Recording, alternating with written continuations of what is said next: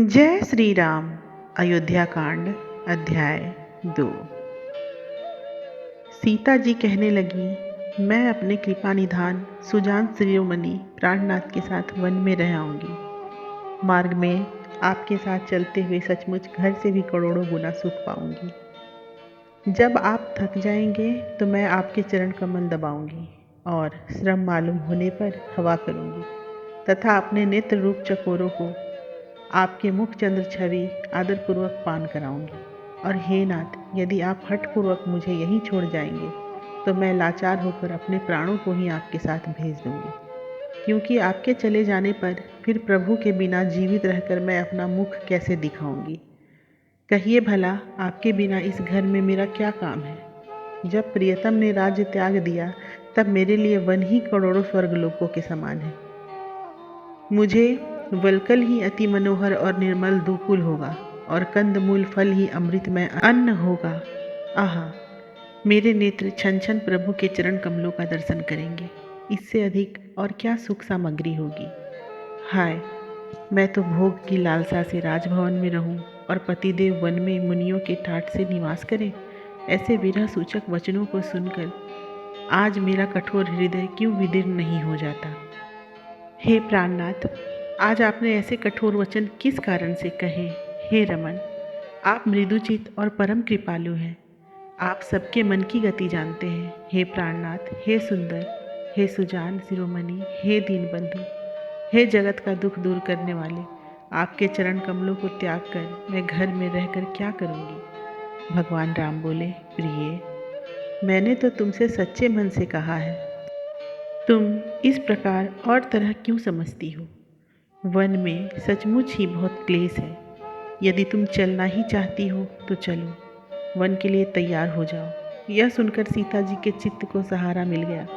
मानो विरह रूप समुद्र में डूबते डूबते इस वचन के मिस से ही पति देव ने उनकी बाहें पकड़ ली। वे उठकर प्राणनाथ के साथ चल दी। इस समय अयोध्या में शोक की सरिता उमड़कर बहने लगी। तुलसीदास कहते हैं, यह तो कभी किसी ने कहीं नहीं सुना कि शरीर को छोड़कर परछाई रही हो। फिर इस समय भगवान राम को छोड़कर सीता जी कैसे रह सकती थी। जिस समय भगवान राम के साथ सीता जी भी चली, उस समय नगर के नर नारी वियोग व्यथा से व्याकुल होकर कहने लगे, अरे आली, यह तो बड़ा अन्याय हो रहा है। कोई कहने लगे, राजा ने अच्छा नहीं किया, वे कांच के लिए मनियों को त्याग रहे हैं। कोई बोले, कई कुल के लिए कुवेली अर्थात बुरी बेल रूप है, जो इस समय दुख रूप विस्मय फलों से फली है। किसी ने कहा, विधाता भी बड़ा ही विषम और बलवान है, भला जानकी क्या वन के योग्य है। तुलसीदास जी कहते हैं, उस दिन तो वज्र की कठोरता भी तड़क कर नष्ट हो गई। श्री लक्ष्मण जी कर कमल जोड़े हुए खड़े हैं, उनके हृदय में धधकी लगी हुई है। संकोच बस कुछ कहते नहीं, बस यही सोचते हैं, हाय, इस समय तो प्रभु सभी को तृण तोड़कर त्याग रहे हैं। न जाने इस सेवक को भी साथ लेंगे या नहीं। कृपा सागर भगवान राम ने भाई को वीरों के समान प्राण रूप कृपाण निकालते हुए देख, अर्थात वीर जैसे तलवार खोले खड़े रहते हैं, इसी तरह लक्ष्मण जी को प्राण निछावर करने के लिए उद्यत देख उनसे कहा, भैया, माता से विदा मांग आओ। इसके सिवा किसी और तरह की बात नहीं बन सकेगी। जब लक्ष्मण जी ने जाकर माता के चरण पकड़कर उनसे आज्ञा मांगी, तब माता ने लक्ष्मण जी से बहुत निहोरा करके कहा, यदि तुम राम और सीता की सेवा करके पवित्र होगे, तभी भी मैं तुम्हें अपना सच्चा पुत्र जानूंगी। तुम बारंबार यह विचार करना कि रघुनाथ जी के पास रहना कोई कम पुण्य की बात नहीं है। तुलसीदास जी कहते हैं, माता की शिक्षा सुन लक्ष्मण जी इस प्रकार चकित चित्त होकर चले, जैसे वधिक को असावधान देखकर पक्षी उड़ जाता है।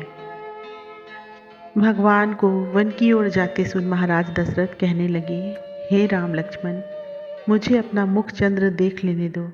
अब मेरा तो यहाँ की अंतिम भेंट है। मैं बलिहारी जाता हूँ, जहाँ भी जाओ मुझसे मिलकर जाना। पिता के ये वचन सुनकर रघुनाथ जी ने उनके चरण पकड़ लिए। तब राजा ने भी उन्हें छाती से लगा लिया। उस अवसर की याद आने पर तो आज भी पृथ्वी दरार के मीस से विदीर्ण हो जाती है। फिर प्रभु ने सिर नवाकर वन के लिए प्रस्थान किया। उस समय महाराज मूर्छित हो गए और उन्हें फिर चेतना न हुई, मानो कर्म रूप चोर राजा रूप पथिक को मारकर उसका राम रूप रथ लेकर भाग गया। तुलसीदास कहते हैं, तदंतर भानुकुल भानु भगवान राम रथ पर आरूढ़ हो अति सुहावनी दक्षिण दिशा को चले। उस समय प्रभु का विरह रूप विषम हिम पाकर अयोध्या रूप सरोवर के पुरुजन रूप कमल मुरझा गए। जय श्री राम।